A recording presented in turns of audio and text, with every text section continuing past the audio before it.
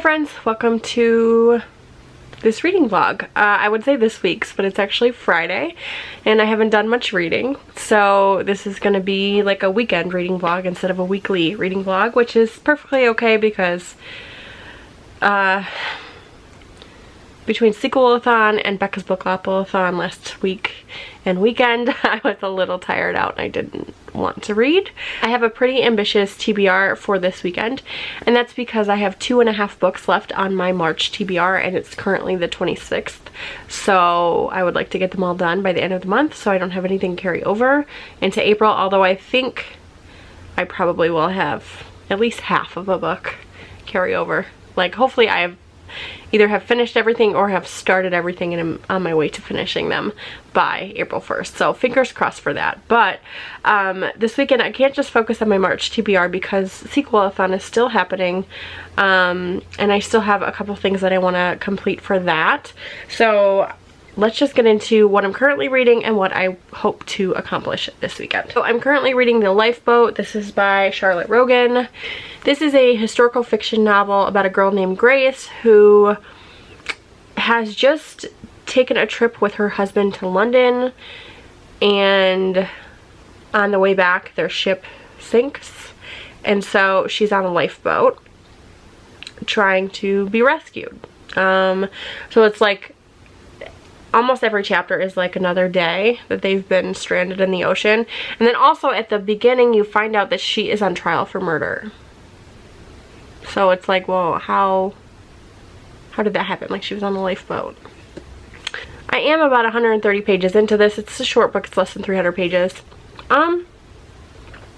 Yeah, I mean, I'm liking it. It's very, like, Titanic-esque. They do mention the Titanic in this novel. Apparently the ship that they're sailing on, or sailed on, is not the Titanic. So it's not like the book is trying to be, like, a Titanic retelling or anything, but, like, there's similarities, obviously, because the Titanic sunk, and then there wasn't enough boats, and the same happened with this ship as well. And Grace's husband is left behind on the ship. Like, there was no room for him, so she was able to get on a lifeboat, but he wasn't, and then you find out that she's on trial for murder, but you don't know, like, how the hell did she get there. So that's what we're trying to figure out. So it's okay. The writing is fine. You know, it's okay. I would say it's like not my favorite thing, but I am intrigued to find out like why she's on trial. Like, I want to know. So hopefully it doesn't let me down. We'll see. We'll see what happens. The next thing I want to pick up is Beneath the Sugar Sky. This is the third book in the Wayward Children series. This is for Sequelathon. I did reread the first 2 books in the Wayward Children series last week. Really enjoyed them. Gave them both 5 stars. So this is new for me. I haven't read this one, and I'm really, really excited to pick it up because I do love that series so much, and it makes me so sad that I'm so far behind. And then also for Sequelathon, I want to read the second volume of Saga. I reread the first volume back in December, so I'm using this for the prompt to continue on with the series that you started last year, so this fits. I really like the series. I think I've only read the first 2 volumes. I don't even remember, it's been so long. So again, graphic novels are like the best things to read during a readathon because they're quick and easy and they kind of break up like the big novels. It's something you can get through quickly, so I have no doubts that I'll be able to get through this. I would also like to read the second volume of Giant Days, which I did pick up for Becca's Bookworm, but I knew I could use for Sequelathon because it is a sequel, and I didn't get to it. I just kind of gave up at the end there. I was tired, so I hope that I can also read that one. Then if I have time and I still want to read, then I'm going to start Lock Every Door by Riley Sager. This is the only Riley Sager that I haven't read yet, and I don't know why, but like I never want to pick it up. It's like everyone's favorite, I think, out of what he's written, or it was before Home Before Dark came. I don't know what it is. Like, I am like intimidated by it. I don't know if it's because everybody loves it or what, but I know I love Riley Sager and I know I love his writing, so like I don't know why I'm so like just I don't know. I don't know. So hopefully I can get to this this weekend too. I might start it in between the graphic novels or something. I know Beneath the Sugar Sky won't take me long, and then like I said, I'm almost done with The Lifeboat, so hopefully I'll finish The Lifeboat today and I can finish like 1 or 2 of the graphic novels, and then on Saturday and Sunday I can work on Beneath the Sugar Sky and Lock Every Door. that's the plan. I'm just finishing my lunch break now. I have to get back to work, but after work I think I'll find some time to read. And yeah, so I will check in with you guys once I read something. So it's currently Saturday night. I have some updates. I finished The Lifeboat by Charlotte Rogan. Put it through Call Pile. It was a 3-star read for me. I don't know what to say about this because I was intrigued. I wanted to know why Grace was standing trial for murder. I wanted to know how she was rescued from this lifeboat, like, and I just felt like, I mean, I figured out why she was on trial. Some really crazy things happen, but like, I don't know what the point was. There were a lot of things that were like left unsaid and you're just never gonna know, and there were a lot of unanswered questions for me. The writing was okay. I was a little bored, some of it. I felt like we got the first 14 days of them being on this lifeboat, and then they were on the lifeboat for longer than that, but you don't get any more of the story. It's like the story kind of ends at the 14 days, which I guess okay, but I don't know. I was a bit disappointed. I wanted more. There wasn't really any character development. It's a short book. So 3 stars for me. You know, it was okay, just not great, and I really don't understand. Like, there wasn't really a plot. I mean, there was, but not really. Like, just a lot of things were just left unanswered and unsaid, and I didn't love it. After that, I picked up Saga Volume 2. I gave this 5 stars. This is a reread for me. I haven't read it in a long time, so I did forget some things, and I just love the series so much.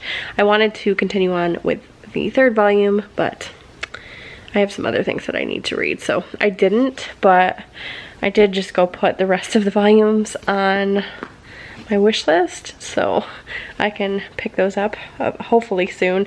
I went and read that Brian K. Vaughan is working on the next comics, so hopefully we will get the 10th volume. I think it's the 10th and final volume soon. He said it'll be worth the wait, so we'll see. I've only read up to the 2nd. I think I've only read up to the 2nd. I don't think I've read the 3rd one, so I think that one will be new for me. But I have a lot to go because there's 9 out total right now, so. But 5 stars for that. And then today I picked up Lock Every Door by Riley Sager. I think I'm like 67 pages in. Yeah, 67 pages in.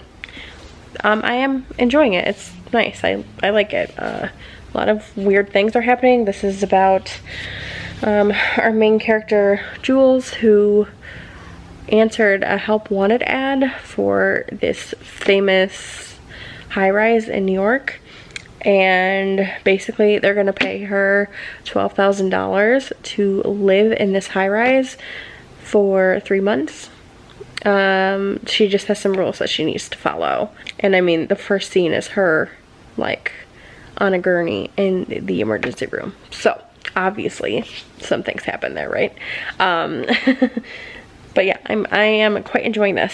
So my plan is to read some more of this in a little while. But first, because it is the final day of Sequelathon and I only have 1 prompt left, I kind of want to read Beneath the Sugar Sky by Shauna McGuire. This is the 3rd book in the Wayward Children series. This is a new read for me, not a reread like the first 2.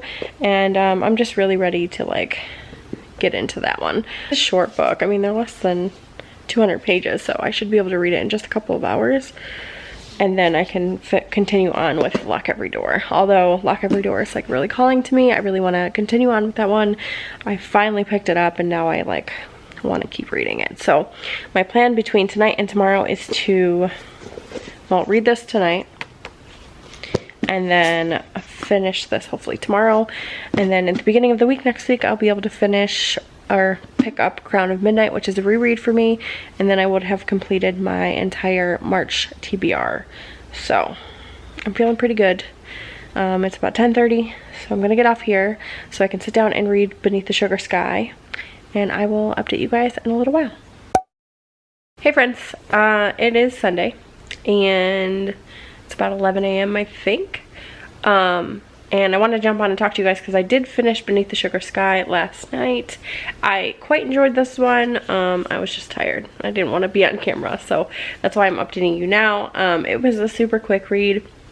I didn't love this one as much as I loved the first two. So Cora is a new character that we're introduced to in this book, and the kids all go on this adventure to try to save one of the other characters. And I liked it, but Cora kind of got on my nerves just a little bit, and then I got lost in some of the writing. There was just like a couple parts in the book where I just got pretty confused. But overall, I really liked it. I put it through Cowpile. I gave it a 4 out of 5 stars. So not my favorite in the series so far, but I still really enjoy it, and I will definitely be continuing on. And then my battery's gonna die. But I did get to 160 pages in Lock Every Door. I am quite enjoying it. There are a couple things in here that I feel like don't make much sense, honestly, but I'm still enjoying the story, and I still want to see what happens. So I'm gonna get off here so I can read. I think I'll be able to get through the rest of this today, and then yeah, so I'm gonna go read some of this, enjoy some coffee, charge my battery, and I'll talk to you guys once my battery's charged.